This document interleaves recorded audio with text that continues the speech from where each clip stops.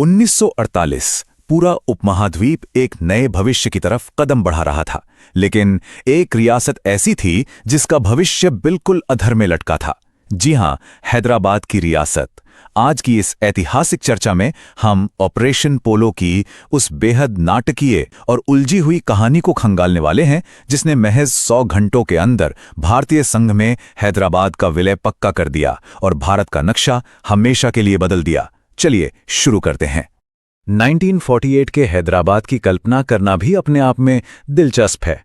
ये एक बहुत ही विशाल और अमीर राज्य था, लेकिन यहां सत्ता की चाबी एक बहुत छोटे से कुलीन वर्ग के पास थी।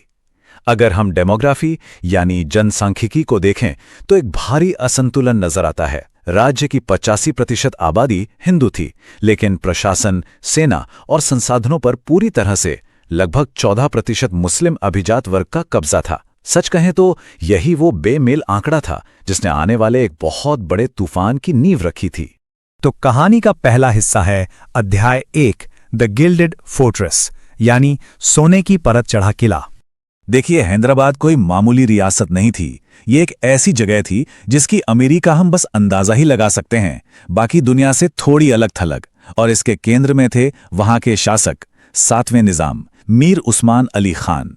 उनकी दौलत का आलम यह था कि 50 मिलियन पाउंड, जी हां, 50 मिलियन पाउंड की कीमत वाले दुनिया के मशहूर जैकब डायमंड को निजाम अपनी मेज पर महज एक पेपरवेट की तरह इस्तेमाल करते थे। मतलब ये उस विशाल खजाने की सिर्फ एक छोटी सी झलक थी। अकादमिक शोध और ऐतिहासिक दस्तावेज हमें बताते हैं कि इसी बेहिसाब दौलत के दम पर निजाम एक ऐसा स्वतंत्र देश चलाना चाहते थे जो आकार में फ्रांस के बराबर हो। अब सबसे बड़ी रणनीतिक चुनौती क्या थी? ये विशाल भूभाग भारत के बिल्कुल बीचों बीच स्थित था। किसी भी नए आजाद हुए देश के लिए अपने ही भौगोलिक केंद्र में एक अलग स्वतंत्र देश का होना वाकई एक बहुत बड़ी चुनौती थी।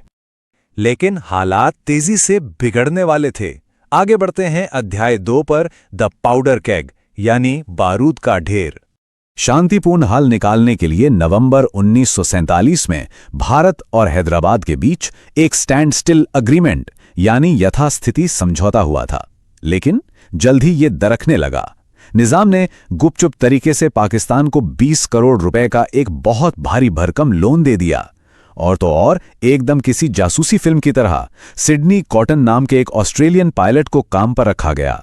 उसने रात के अंधेरे में गुप्त उड़ानों के जरिए चारों तरफ जमीन से घिरे इस राज्य में हथियारों की तस्करी शुरू कर दी।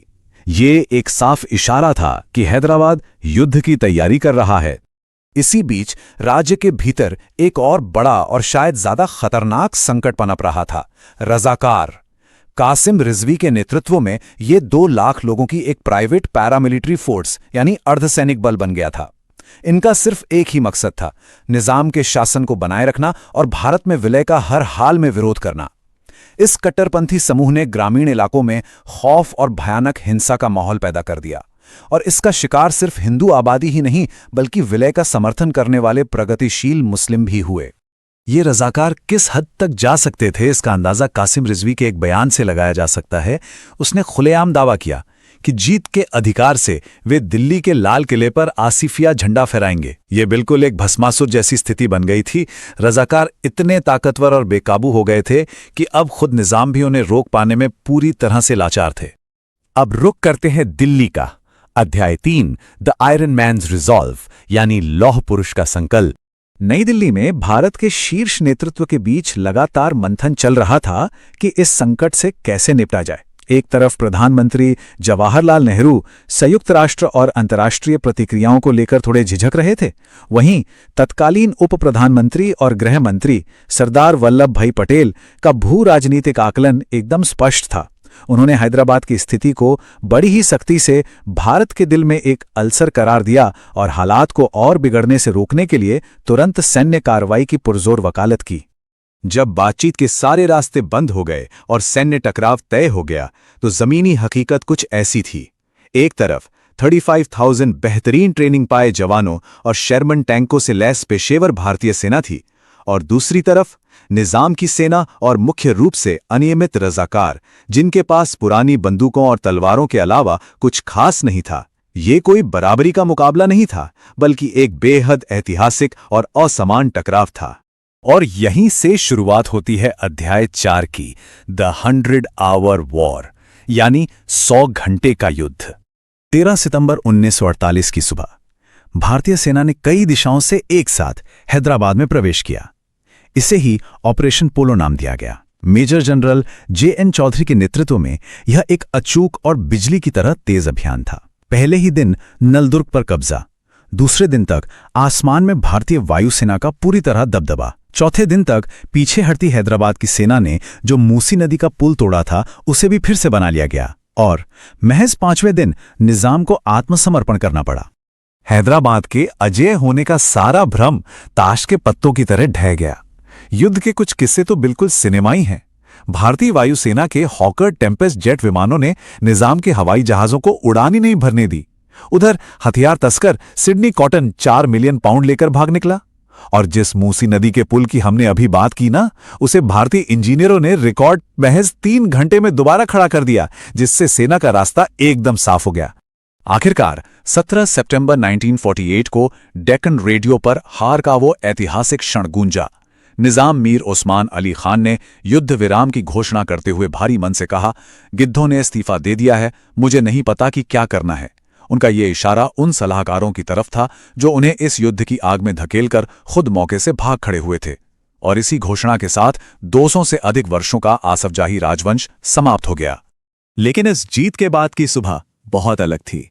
अध्याय 5, द सोम्बर डॉन, यानी एक उदास सुबह। एक ही कारण का जश्न अपनी जगह था, लेकिन इस सैन्य अभियान के बाद जो भयानक मानवीय त्रासदी हुई उसे किसी भी तरह से नजरअंदाज नहीं किया जा सकता। आधिकारिक तौर पर इस अभियान में 137 भारतीय सैनिक शहीद हुए, लेकिन पुलिस एक्शन के बाद भड़की सांप्रदायिक हिंसा में सुंदरलाल समिति की रिपोर्ट का अनुमान है कि 30,000 से 40,000 आम नागरिकों की जान गई। ये एक बेहद कड़वा और निष्पक्ष सच है जो हमें याद दिलाता है कि जब सत्ता का ढांचा अचानक गिरता है तो जमीन पर आम लोगों को क्या कुछ भुगतना पड़ता है। इतनी बड़ी उथल-पुथल के बाद सबसे बड़ी चुनौती थी स्थिरता लाना, और यहीं सरदार पटेल ने अपनी कूटनीतिक दूरदर्शिता दिखाई। उन्होंने निजाम को सत्ता से पूरी तरह बेदखल करने के बजाय एक बहुत ही व्यावहारिक कदम उठाया। उन्हें एक पूर्ण संप्रभु सम्राट के पद से हटाकर भारतीय संघ के भीतर ही हैदराबाद राज्य का राज प्रमुख यानी गवर्नर नियुक्त कर दिया। इस एक फैसले ने एक बहुत बड़े संभावित विद्रोह को टाल दिया और एकीकरण की प्रक्रिया को औपचारिक रूप से पूरा किया। इस ऐतिहासिक चर्चा को खत्म करने से पहले एक सवाल जो हमें सोचने पर मजबूर करता है, अगर यह 100 घंटे का युद्ध किसी अलग नतीजे पर समाप्त होता तो आज इस उपमहाद्वीप का नक्शा कैसा दिखता? अगर भारत के ठीक बीचों बीच एक अलग देश मौजूद होता तो क्या होता? इतिहास के इन पन्नों को हमारे साथ पलटने के लिए आपका बहुत बहुत धन्यवाद।